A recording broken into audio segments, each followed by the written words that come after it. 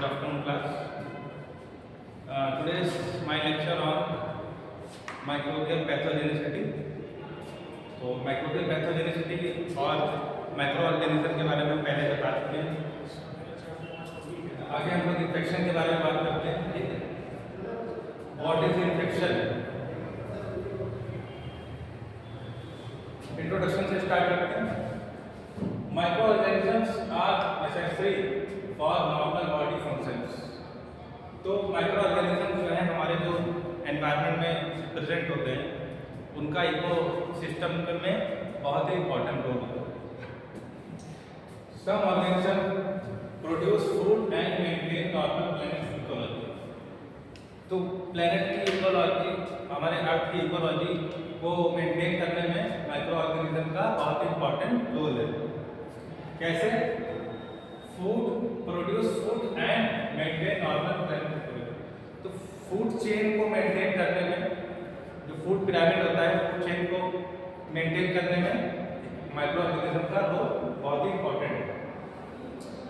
The moment harmony is upset, micro organisms are capable of producing disease. जब harmony disturb हो जाती है, ठीक है, moment harmony is upset disturb हो जाती है, तो यही माइक्रो ऑर्गेनिज्म कैपेबल हो जाते हैं डिसीज कॉज करने में। वो प्रोड्यूस करते हैं डिजीज जब हार्मनी बिगड़ जाती है। And infection occurs when a disease causing organism enter the body and start to multiply when they come in contact with favorable environment. And infection occurs, infection कब होता है? when a disease causing organism, जब कोई disease cause करने वाला microbes enters the body, body में enter करता है, मतलब host के अंदर enter करता है, and start to multiply, और मल्टीप्लिकेशन स्टार्ट कर देता है होस्ट की बॉडी में। When they come in contact with favourable environment, और जब माइक्रोब्स को उनके अकॉर्डिंग, उनकी फेवरेबल कंडीशन एनवायरनमेंट उनके अकॉर्डिंग मिलता है, तो वो तेजी से मल्टीप्लाई करते हैं और डिसीज कॉज करते हैं। फेवरेबल कंडीशन कौन सी हो सकती है माइक्रोब्स के लिए? उनका पीएच लेवल, अगर माइक्रोब्स को उनके अकॉर्डिंग पीएच लेवल मिल जाता है, और टेम्परेचर नॉर्मली 37 डिग्री टेम्परेचर पे माइक्रोब्स ग्रो अच्छा करते हैं, ठीक है, तो उन्हें पीएच एनवायरनमेंट और इस तरह की चीज़ें उन्हें फेवरेबल एनवायरनमेंट मिल जाती है तो तेजी से ग्रो करते हैं। And infection results when a micro organism, infection कब होता है? when a microorganism or pathogen colonize a host organism। एक होस्ट के अंदर जब एंटर करते हैं माइक्रोब्स, तो वहां पर अपनी कॉलोनी डेवलप करते हैं, कोलोनाइज होते हैं। पैथोजन क्या करते हैं? माइक्रो ऑर्गेनिज्म और पैथोजन ये क्या करते हैं? कॉलोनी डेवलप करते हैं होस्ट के बॉडी के अंदर, ठीक, using its resource to live and replicate. Host की बॉडी को वो क्या करते हैं? रिसोर्स के तौर पे यूज करते हैं अपनी लिविंग के लिए, ठीक है, सरवाइव करने के लिए, होस्ट की बॉडी में सरवाइव करने के लिए उसके रिसोर्स को यूज करते हैं, और लाइफ प्रेजेंट रहते हैं और रेप्लिकेट करते हैं। रेप्लिकेट मतलब मल्टीप्लाई करते हैं, और डिजीज माइल्ड से मॉडरेट और मॉडरेट से सीवियर में डेवलप हो जाती है। A disease results when there is change or impairment of normal tissue function due to the pathogen। Disease कब होती है? जब पैथोजन की वजह से टिश्यू के नॉर्मल फंक्शन डिस्टर्ब हो जाते हैं। जब पैथोजन बॉडी में एंटर करता है तो नॉर्मल टिश्यू की फंक्शनिंग डिस्टर्ब हो जाती है, जिससे क्या होगा? डिजीज कॉज करते हैं।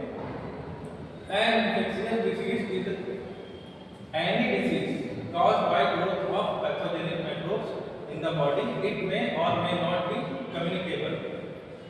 डिसीज चाहे कम्युनिकेबल हो चाहे नॉन कम्युनिकेबल हो, ठीक है, वो अगर इन्फेक्शियस डिजीज या कोई भी ऐसी डिजीज कब होती है, जब growth of pathogenic microbes in body, चाहे कॉन्टेजियस हो चाहे नॉन कंटेजियस हो, डिजीज बॉडी में अटैक्स होती है, बॉडी में डिजीज कॉज करती है जब ग्रोथ ऑफ पैथोजेनिक माइक्रोब्स की ग्रोथ होती है। ग्रोथ का मतलब मल्टीप्लिकेशन। ठीक है, आगे हम लोग बढ़ते हैं। ये इसका इंट्रोडक्शन हो गया। आगे डिटेल में थोड़ा पढ़ते हैं। Bacteria are present inside us, on us and around us in our environment. तो बैक्टीरिया जिसे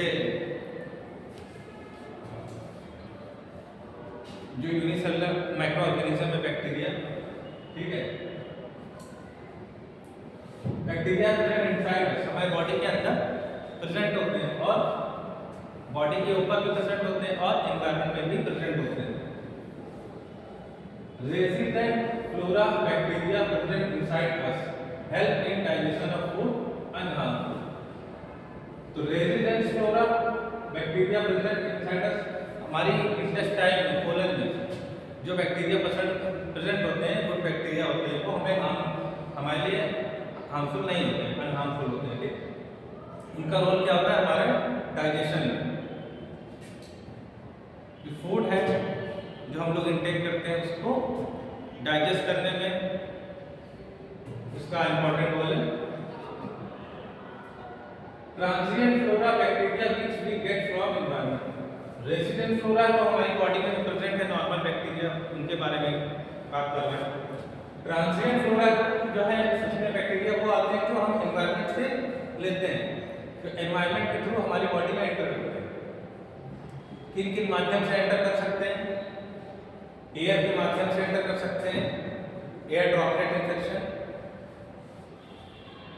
drinking water, contaminated water intake करने से हमारी बॉडी में एंटर कर सकते हैं, कंटामिनेटेड फूड, इन तीनों के इंटेक करने से हमें बॉडी में इन्फेक्शन डेवलप होता है और बैक्टीरिया एंटर करते हैं। When we eat dust, clothes, it is environment. Environment presents air, water, food, dust और contaminated cloth, ये सब यूज करने से हमारे बॉडी में बैक्टीरिया एंटर करते हैं और हार्मफुल भी होते हैं और गेट एक्टिवेटेड फेवरेबल। जब बॉडी में इम्यून सिस्टम, हमारा इम्यून सिस्टम सप्रेस होता है या इम्यून कॉम्प्रोमाइज पेशेंट है तो उसमें एक्टिवेट हो जाता है बैक्टीरिया और डिजीज कॉज करता है। नेक्स्ट, ये फ्लो चार्ट बना हुआ है, इसमें लोग जानते हैं इन्फेक्शन जब अकर्स होता है, इन्फेक्शन होता है जब किसकी वजह से? पैथोजन की वजह से। पैथोजन कौन से हो सकते हैं? वायरस, बैक्टीरिया, फंगस, पैरासाइट्स, ठीक, ये सब जो भी डिजीज कॉज करते हैं वो पैथोजन है। और micro organism that cause disease invades body में एंटर करते हैं और क्या स्टार्ट करते हैं? मल्टीप्लिकेशन स्टार्ट करते हैं। मल्टीप्लिकेशन स्टार्ट होने से क्या होता है? डिजीज प्रोड्यूस होती है। मल्टीप्लिकेशन होने से डिजीज प्रोड्यूस होती है, usually causing harm to the host. तो यूजुअली क्या करते हैं? बॉडी को हार्म पहुंचाते हैं, जो होस्ट है उसके लिए हार्मफुल होते हैं। नेक्स्ट डेफिनेशन इन्फेक्शन की। Infection is the invasion of host organism bodily tissue bye disease causing organism. Infection क्या है? होस्ट की ऑर्गेनिज्म में एंटर करते हैं माइक्रोब्स और डिजीज कॉज करते हैं, ठीक, इसी को बोलते हैं infection. Their multiplication and the reaction of host tissue to these organisms and the toxin they produce. जो होस्ट की बॉडी में एंटर करते हैं माइक्रोब्स, वो क्या टॉक्सिन प्रोड्यूस करते हैं, ठीक है, टॉक्सिन प्रोड्यूस करते हैं और जिससे होस्ट के टिश्यू को क्या होता है? हार्म होता है। Infections are caused by microbes such as virus, prions, bacteria and viruses and larger organisms like parasite and fungus. तो वायरस, प्रायन्स, स्मॉल मॉलिक्यूल है, ठीक है। लेकिन लार्जर ऑर्गेनिज्म में क्या आते हैं, पैरासाइट और फंगस। पैरासाइट और फंगस लगभग विजिबल भी हो सकते हैं और विजिबल नहीं भी हो सकते हैं, लेकिन वायरस और बैक्टीरिया पर्यावरण से लार्ज मॉलिक्यूल होते हैं। Infection is the establishment of the organism in the tissue resulting in injury or harmful effect to the body। Infection में क्या होता है, ऑर्गेनिज्म में, ह्यूमन के या एनिमल के ऑर्गेनिज्म में माइक्रोब्स के एंटर करना और अपना एस्टैब्लिशमेंट करना और उसके बाद होस्ट के टिश्यू को हार्म पहुंचाते हैं, ठीक। इन्फेक्शन में चीजें होती हैं। Infection is the entry and development of multiplication of disease producing agent in the body of the host. Body में एंटर करते हैं पैथोजेंस और मल्टीप्लिकेशन करते हैं और डिजीज कॉज करते हैं होस्ट को, होस्ट की सेल को डैमेज करते हैं। टाइप्स ऑफ इन्फेक्शन, कितने तरह के इन्फेक्शन हैं, प्राइमरी इन्फेक्शन और सेकेंडरी इन्फेक्शन। प्राइमरी इन्फेक्शन क्या होते हैं, N infection that develop in an otherwise healthy individual. एक हेल्दी ह्यूमन बीइंग में अगर कोई पैथोजन एंटर करते हैं और डिसीज कॉज करते हैं, उसे हम लोग प्राइमरी इन्फेक्शन बोलते हैं। सेकेंडरी इन्फेक्शन क्या होता है, N infection that develops in an individual who is already infected with different pathogen. अगर किसी डिफरेंट दूसरी तरह के पैथोजन से अफेक्टेड है कोई पर्सन और उसमें अदर इन्फेक्शन फिर से उसे फर्दर दूसरे माइक्रोब्स की वजह से इन्फेक्शन हो जाता है, तो सेकेंडरी इन्फेक्शन कहते हैं। मतलब एक ऑलरेडी इन्फेक्टेड है, इन्फेक्टेड होने के बावजूद फिर से इन्फेक्टेड हो जाए दूसरे पैथोजन से, अदर माइक्रोब्स की वजह से, तो उसे सेकेंडरी इन्फेक्शन बोलते हैं विद अ डिफरेंट पैथोजन, ठीक है। लोकलाइज इन्फेक्शन और सिस्टमिक इन्फेक्शन में क्या है, लोकल और लोकलाइज इन्फेक्शन में an infection that is restricted to specific location और region within the body of the host. Body के एक पर्टिकुलर रीजन में अगर इन्फेक्शन होता है तो उसे लोकल इन्फेक्शन बोलते हैं। और सिस्टमिक इन्फेक्शन है infection that has spread to several region or area in the body. मतलब पूरी बॉडी हमारे पूरे सिस्टम में अगर माइक्रोब्स स्प्रेड कर जाते हैं तो उसे सिस्टमिक इन्फेक्शन बोलते हैं। नेक्स्ट, क्लिनिकल इन्फेक्शन वर्सेस सब क्लिनिकल इन्फेक्शन। क्लिनिकल इन्फेक्शन में होते हैं an infection with obvious observable और डिटेक्टेबल सिम्टम। अगर पेशेंट के कुछ सिम्टम मिलते हैं, जो इन्फेक्टेड पर्सन है उसके कुछ सिम्टम मिलते हैं, तो उसको क्लिनिकल इन्फेक्शन में इंक्लूड करते हैं। सब क्लिनिकल इन्फेक्शन में इन्फेक्शन विद फ्यू और नो ऑब्वियस सिम्टम। अगर बहुत ही लेस सिम्टम या ना के बराबर सिम्टम अगर मिलते हैं और पर्सन इन्फेक्टेड है तो वो उसमें आता है सब क्लिनिकल इन्फेक्शन में। अपॉर्चुनिस्टिक इन्फेक्शन की बात करें, an infection caused by microorganism that are commonly found in the host environment. An infection caused by microbe, ऐसा इन्फेक्शन जो माइक्रोब्स की वजह से होता है, that are commonly found in the host environment. तो होस्ट के एनवायरनमेंट में, चाहे वो किसी भी ऑर्गन में, लीवर में या इंटेस्टाइन में पहले से ऑलरेडी प्रेजेंट होता है, लेकिन जब उसे फेवरेबल कंडीशन मिलती है या इम्यून सप्रेस होता है ह्यूमन बीइंग का, तो अपॉर्चुनिटी इन्फेक्शन उसको कहते हैं, ठीक है। तो वो इन्फेक्शन कॉज करता है।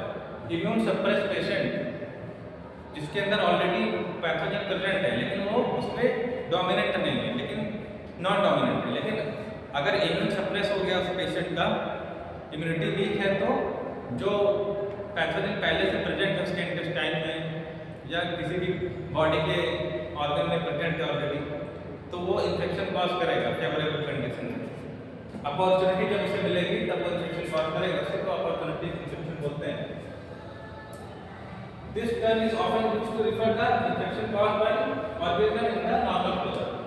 तो नॉर्मल फ्लोरा हमारी, मतलब नॉर्मल फ्लोरा हमारे इंटेस्टाइन की नॉर्मल फ्लोरा रहती है, मतलब बैक्टीरिया प्रेजेंट भी होते हैं, गुड बैक्टीरिया भी होते हैं और नॉर्मल बैक्टीरिया भी यूजुअली पाए जाते हैं, ठीक है।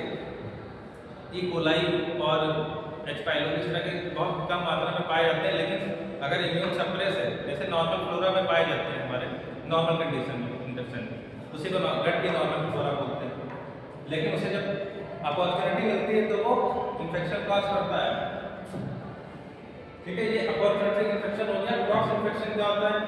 It is a transfer of new infection from another host और इंटरनल। क्रॉस इन्फेक्शन में क्या होता है? किसी दूसरे माध्यम से या किसी दूसरे पर्सन से, पर्सन टू पर्सन इन्फेक्शन। जैसे हॉस्पिटल्स में एक बेड का पेशेंट दूसरे बेड के पेशेंट में क्रॉस इन्फेक्शन हो जाता है। ठीक है, तो इस तरह के इन्फेक्शन को एक इन्फेक्टेड पर्सन से दूसरे इन्फेक्टेड पर्सन को हो जाता है, उसे बोलते हैं cross infection. New infection from another host. ठीक, एक नया इन्फेक्शन जो पहले से इन्फेक्टेड पर्सन उससे एक हेल्दी पर्सन को हो जाता है। ठीक है, तो ये हो गया क्रॉस इन्फेक्शन। देखिए क्रॉस इन्फेक्शन का एग्जांपल ऐसे, ठीक, पेशेंट एडमिट है और बहुत ही क्लोज आइसोलेशन नहीं रखा गया है। आइसोलेशन ना होने की वजह से क्रॉस इन्फेक्शन के चांस बढ़ जाते हैं। इसमें क्या होता है, अब आप देख सकते हैं ब्लड ट्रांसफ्यूजन हो रहा है। अगर इस पेशेंट को इन्फेक्शन है तो ब्लड ट्रांसफ्यूजन में ब्लड के थ्रू जा सकता है, उसकी बॉडी में एंटर कर सकता है। यहाँ यूरोबैग लगा हुआ है, यूरिन के थ्रू इन्फेक्शन, यूरिया इन्फेक्शन इसको है तो इस पर्सन को भी हो सकता है। ये हेल्दी पर्सन इसको हो सकता है। ठीक है, आगे बढ़ते हैं। Reinfection, subsequent infection by same organism in host is called reinfection. एक ही पैथोजन अगर बार-बार इन्फेक्शन कॉज कर रहा है तो उसे रीइंफेक्शन बोलते हैं। Focal infection, it is a condition where due to infection at localized sites like appendix and tonsil general effects are produced। Focal infection में क्या होता है? लोकल एरिया में कोई इन्फेक्शन प्रेजेंट है और वो पूरी बॉडी में प्रॉब्लम क्रिएट कर रहा है, स्प्रेड कर रहा है, तो वो फोकल इन्फेक्शन कहलाएगा। Sub clinical infection, it is one where clinical effect are not. Sub clinical infection आप लोगों को पता ही है कि कोई सिम्टम प्रेजेंट नहीं होते, सब क्लिनिकल बोलते हैं। ठीक है, आगे बढ़ते हैं। सोर्सेस ऑफ इन्फेक्शन, इन्फेक्शन के सोर्स क्या है? एंडोजीनस और एक्सोजीनस, दो तरह के सोर्स हैं। एंडो का मतलब आपको पता है कि अंदर की तरफ, एक्सो का मतलब बाहर से। तो एंडोजीनस इन्फेक्शन क्या होता है? Endogenous infections are contracted from the host himself from the normal flora। Body के अंदर स्वयं ही डेवलप हो जाते हैं डिजीज, पैथोजन जो ऑलरेडी प्रेजेंट होते हैं वो एक्टिवेट हो जाते हैं।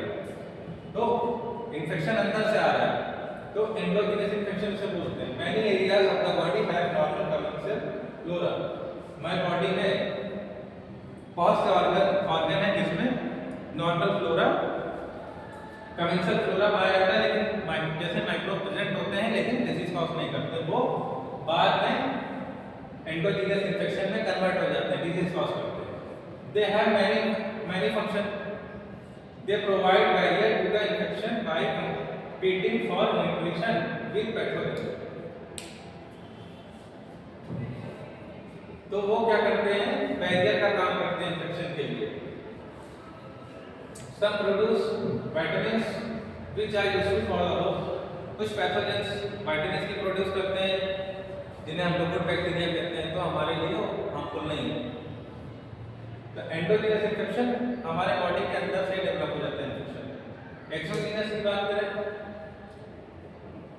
अब एंडोजीनस की बात करें। Some produce colicins to act against pathogens. तो कुछ माइक्रोब्स क्या करते हैं? कोलिसिन्स प्रोड्यूस करते हैं जो पैथोजेंस से फाइट करने के लिए यूजफुल होते हैं। Generally they do not cause any infection but there are the expectation. जैसे कुछ माइक्रोब्स प्रेजेंट होते हैं बॉडी में नॉर्मल फ्लोरा में, स्ट्रेप्टोकोकस माइटिस, स्ट्रेप्टोकोकस पैसिफिकालिस, ये प्रेजेंट होते हैं, लेकिन जब इस तरह की बॉडी का इम्यून सिस्टम सप्रेस होता है तो ये एक्टिवेट हो जाता है। तो एंडोजीनस अंदर से इन्फेक्शन हो जाता है, बाहर से कोई इन्फेक्शन, कोई बाहर से माइक्रोब नहीं आ रहा है। एक्सोजीनस इन्फेक्शंस में क्या है? Exogenous infections are derived from man, animal and soil. तो ये इन्फेक्शन कहाँ से आ रहा है? बाहर से आ रहा है, किसी एनिमल से, किसी बाहर के एनवायरनमेंट से या किसी ह्यूमन बीइंग से, वाटर से, फूड से, कहीं से भी आ रहा है बाहर से। Man gets the infection from patient suffering from disease। एक हेल्दी मैन या हेल्दी बीइंग किसी दूसरे पेशेंट से जिसे इन्फेक्शन है उससे रिसीव कर रहा है पैथोजेंस, तो उसे बोलेंगे एक्सोजीनस इन्फेक्शन।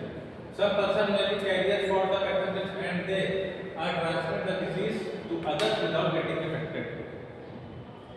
तो कुछ माइक्रोब्स कहाँ से आते हैं?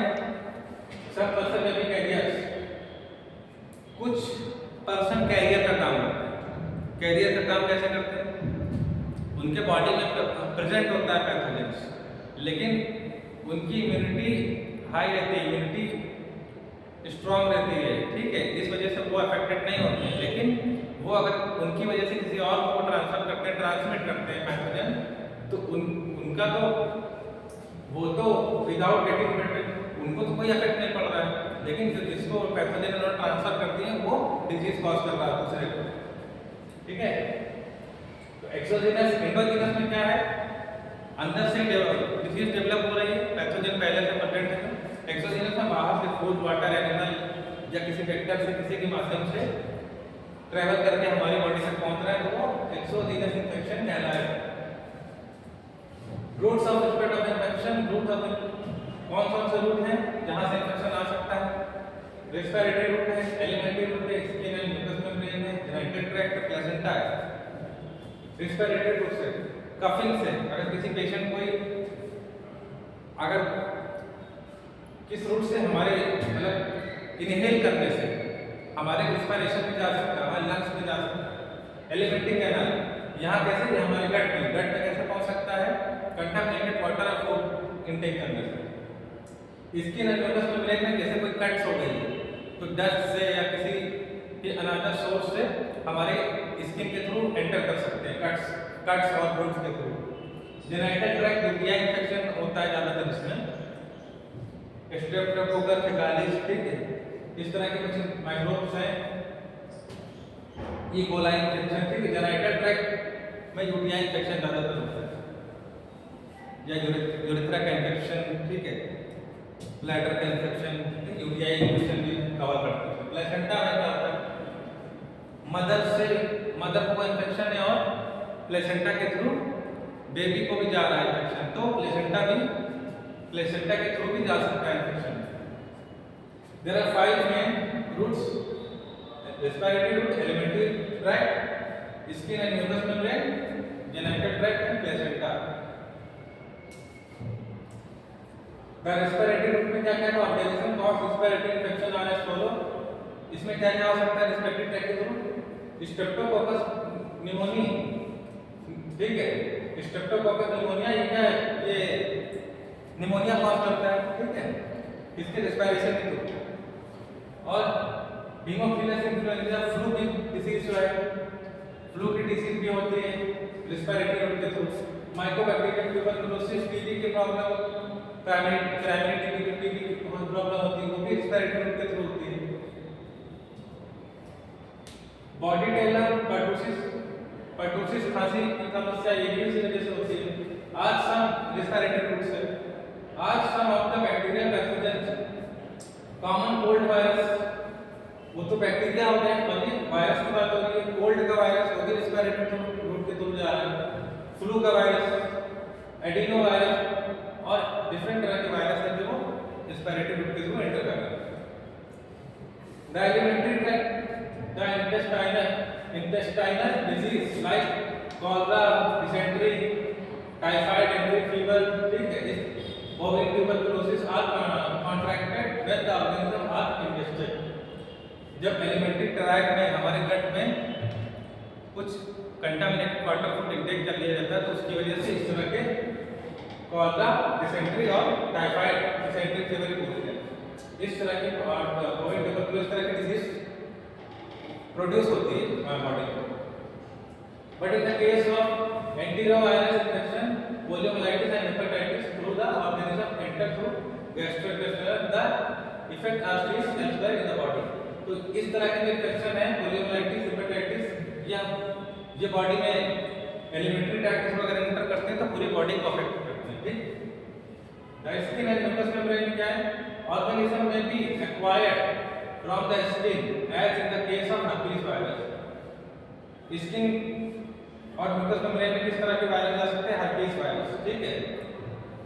हर्पीस जोस्टर बोलते हैं, हर्पीस वायरस इन्फेक्शन आ सकता है through wound as in tetanus, और वुंड्स के थ्रू क्या टिटनेस भी जा सकता है। ठीक है, टिटनेस का बैक्टीरिया माइकोबैक्टीरियम टिटेनाई हो सकता है। वुंड्स में बी फॉर्म फ्रॉम ट्रॉमा और थॉर्न प्रिक्स और needle stick injury, needle injury हो या कोई तरह का ट्रॉमा हो, ठीक है, उसकी वजह से टिटनेस और हर्पीस वायरस इस तरह की चीजें हो सकती हैं। ठीक है, ऑर्गेनिज्म में भी also introduced to animal bites, animal bites की वजह से भी हो सकता है। ठीक, एनिमल बाइट में कैट बाइट, डॉग बाइट, ठीक है, मंकी बाइट, इस तरह से जो बाइट करते हैं, रैट बाइट, ठीक है, तो उसमें क्या होता है रेबीज के चांस ज्यादा होते हैं। और बाय इंसेक्ट बाइट से भी जैसे डेंगू, मलेरिया, फिलाइसिस, येलो फीवर, ये इंसेक्ट बाइट के मच्छर मक्खी से काटने से होता है। ठीक है, जेनिटल ट्रैक्ट के थ्रू कौन सा इंफेक्शन एंटर कर सकते हैं बॉडी में? सिफिलिस, ठीक, सिफिलिस, गोनोरिया, गोनोकोकल इन्फेक्शन जिसे बोलते हैं, hepatitis B and AIDS are some of the STD, sexual transmitted disease है।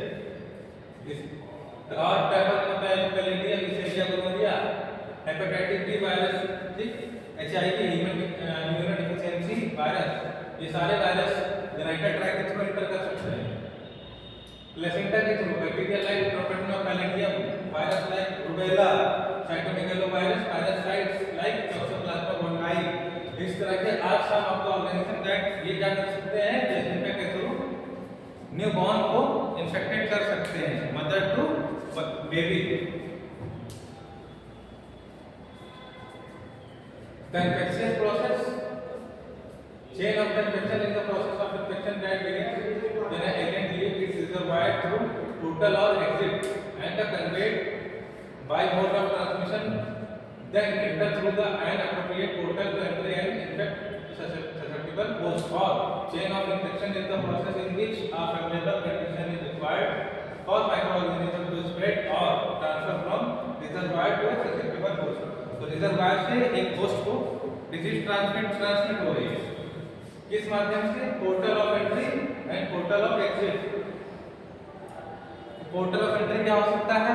माउथ। पोर्टल का एग्जिट क्या हो सकता है? रेक्टम और anus. The chain of the infection includes 6 components that must be in the succession for the any infectious disease to involve. If one link is eliminated from the chain, then transmission of the pathogen will not occur. तो ये chain अगर हम लोग किसी तरह से break कर लेते हैं तो इन्फेक्शन के चांस ना के बराबर हो जाते हैं। Infection control strategy are based on breaking the chain of infection. Infection को कैसे कंट्रोल कर सकते हैं? चेन को ब्रेक करके। Development of an infection occurs in cycle that depends on the following element. कौन-कौन से एलिमेंट हैं? An infection agent or pathogen, a reservoir, source of pathogen growth, ठीक, reservoir pathogen growth करता है, a portal of exit from the reservoir, a mode of transmission, a portal of entry to the host and susceptible host। ठीक है, तो ये chain है, ये chain break की बात हो रही थी।